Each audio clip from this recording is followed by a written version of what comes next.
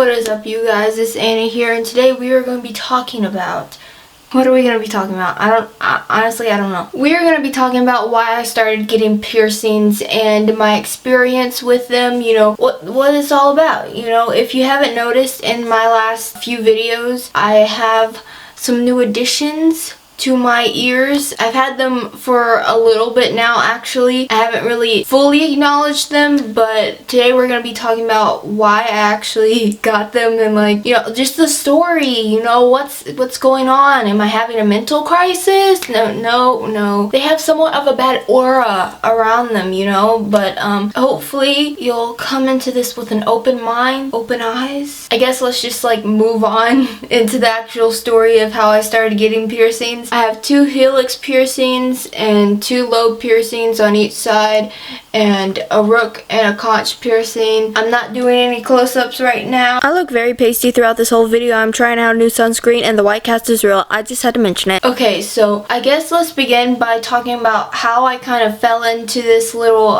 craze, if you will. I don't know what you would call it, but this interest. If you did not know, I went to Colorado last summer. I made a vlog about it. You can go watch that if you want to. But I had gone a really long time without, like, seeing people or going places or doing things, which I seem to mention a lot in my videos recently. I think this is gonna be a regular thing because it just has so much to do with everything that's happening on with my life. So I'm sorry if it gets annoying, but it relates to the story, okay? So I went to Colorado in the summer, and leading up to that, I was very eager to get out of my home, and I was very eager to get out of Texas itself. I had never been out of Texas before, and I wasn't loving it at the time, and a part of me, I think, wanted to explore, and so I ended up really wanting to leave Texas. I kind of felt trapped in my home. I felt trapped in this place, the only place I had ever known,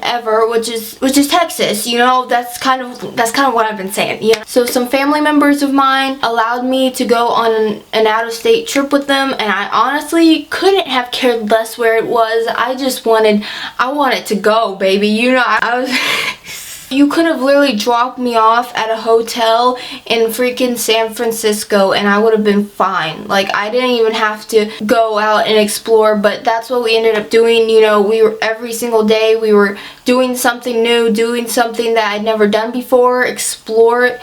Why am I keep saying exploring? So I think that I was super excited to be able to, you know, try all this new stuff. And you're probably wondering, what has any of this have to do with piercings? But we're getting there, okay? We're gonna get there. But basically, when I got home, I felt like I was back at that place that I was before. You know, I went to Colorado. For a second, I was free there, you know? But when I got back home, I was just, like, kind of trapped again, and I was like, I really want a change. And there was a lot of stuff that I was kind of looking into doing, but none of it was really possible because of this small town that I was living in, and plus COVID. And then I stumbled upon piercings. And you're probably wondering, what, how, you know, why? I'm going to tell you just about the stupidest story that you have ever heard in your life.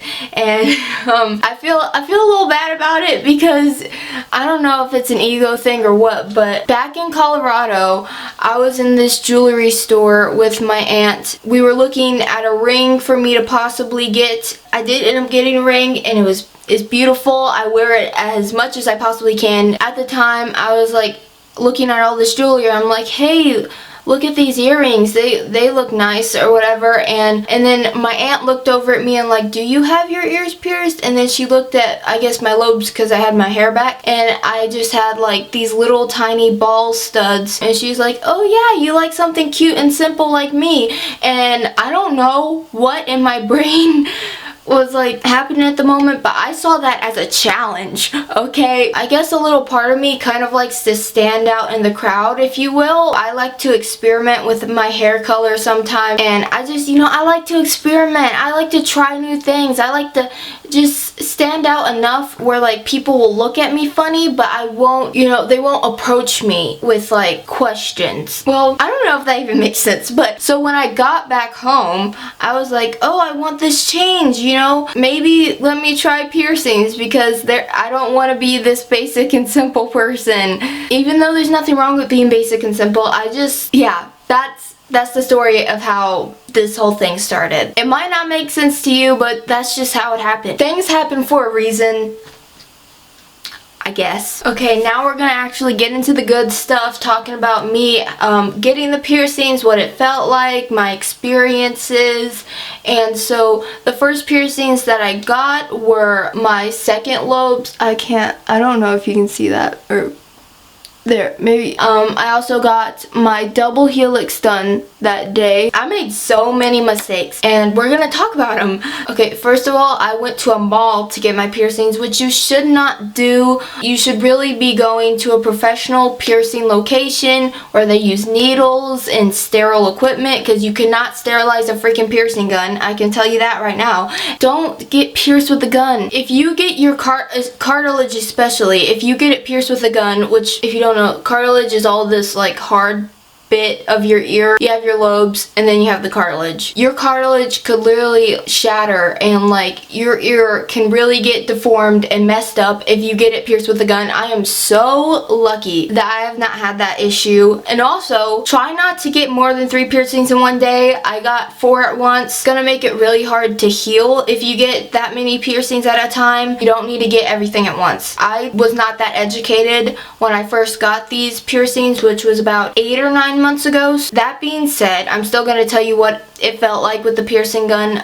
The lobes, honestly, don't really remember. I probably a 2 out of 10. But she pierced my lobe first. The thing that she immediately said after she was done was, "Oh no, you're gonna kill me," which is the last thing that you want to hear when you're getting pierced. Thankfully, she just did it with the wrong earring, and it was like this huge like diamond type thing, which was probably a lot more money than what I spent on mine. But yeah, with all of that, I think the healing process has been relatively good. I've never healed a cartilage piercing before, and so I'm still on my journey. You know, I'm still learning and I'm still adapting, but I don't know if they're healed yet. I know that they're a lot less sensitive than they used to be when I first got them. I've already changed the jewelry in my lobes. I haven't really touched my helix piercings yet because I'm just like waiting it out. Plus it's like, it's not bothering anybody, you know. Now into my conch and rook piercings. If you don't know what a conch piercing is,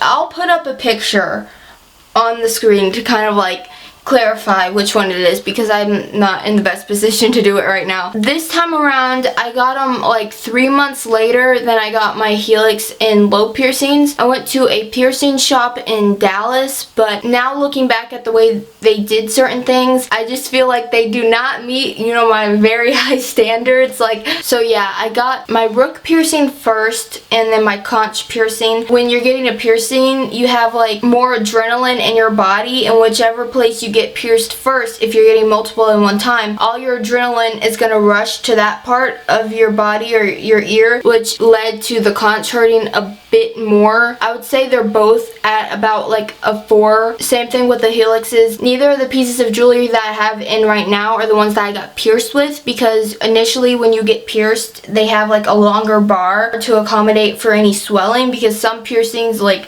blow up like a blowfish, you know what I mean, into the healing process. So for me, I think the conch healing process hasn't been that bad. I feel like it's the same as like the helix pretty much. Like the rook has been in general worse, okay? So I made a huge mistake. I don't know how long it was after I got pierced, but basically I moved the jewelry because I didn't like where it was sitting. I just pushed on it just a little bit, and ever since then it has been swollen. This is why you should not move your jewelry. I know that if you do get pierced at like those places in the malls or like Claire's, they're gonna tell you to twist your jewelry around. Do not do that. You're literally just tearing up all the tissue that's around that piercing hole. It's not a good idea. I've heard of people saying that, you know, it took 7 months before the swelling on the rook went down. That just gives me a little hope. But yeah, so that's the healing aspect of my piercings. Okay, so that's actually where we're going to be ending today. I ended up with a lot more footage footage than I thought I was going to, so I'm going to split this into 2 parts. In the next part, I'm going to be talking about more how piercings have changed my life and how I have had to alter my life for piercings. And I'll also be talking about maybe some future piercings that I plan on getting and all that kind of stuff. So if you want to see that, stay tuned. It should be out probably next week. Thank you guys for watching. I hope you liked this video. If you did, please like and subscribe, and that's all I got for you. Bye.